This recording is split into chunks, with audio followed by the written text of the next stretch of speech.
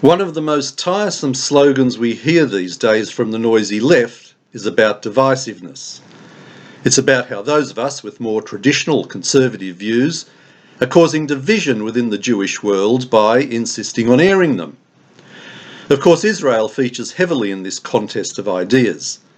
If someone voices approval of PM Netanyahu, or for the extension of sovereignty over parts of Judea and Samaria, then they are being divisive. Communal organisations in this country have all swung to the left, and when the Australian Jewish Association tries to stand up for traditional values on social media, or in the Australian Jewish News, or by holding events with speakers they don't approve of, we are accused of being divisive by the long line of regular lefty contributors. And the irony of it all is that these woke warriors are causing it. To these people, nasty divisiveness could easily be resolved if everybody agreed with them. They know for sure that they are right and everybody else is wrong, no doubt about it. Regarding Israel, the left want to hand over swathes of Judea and Samaria to the Palestinians so that they can create their state. Okay, what about security issues, we ask?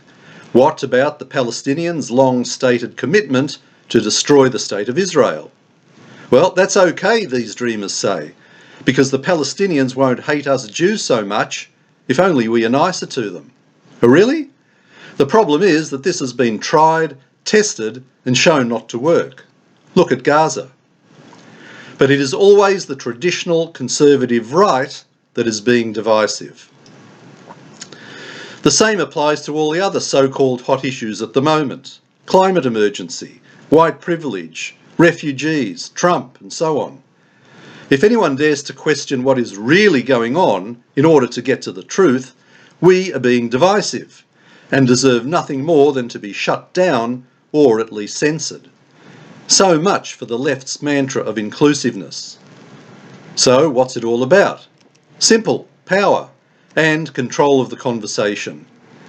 The left have hijacked the public discourse and they like it. The media are now feeding people the narrative that they want them to believe. It's not about impartial discussion or presentation of the facts on anything.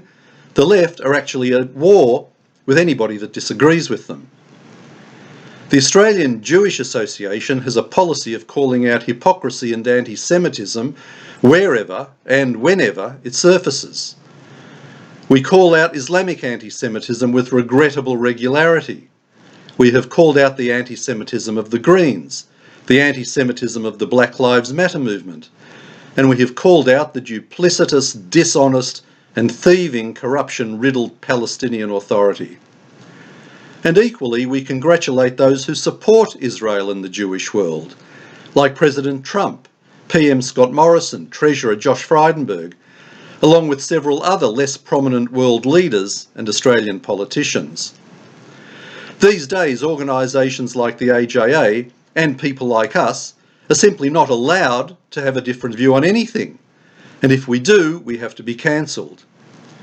It's the height of anti-intellectual arrogance, and without fail, the judgmental buffoons inhabiting social media and the letters pages of the newspapers have the chutzpah to complain we are being divisive. This has nothing to do about fairness, social justice, understanding of the other, or any of the other lefty slogans. It's about freedom of thought and speech and the importance of being able to have a civilised conversation on important issues. So to the left I say, don't tell me that I'm being divisive. Crawl out of your bubble and firstly learn some manners, then learn some history, and then try to understand how our Western liberal democracy, that is full of all the freedoms you take for granted, wasn't built on your Orwellian, totalitarian, morally superior ideology. If I want to express views you happen to agree with, suck it up, sunshine. It's not me who is being divisive, it is you. This is Alan Freedman for the Australian Jewish Association.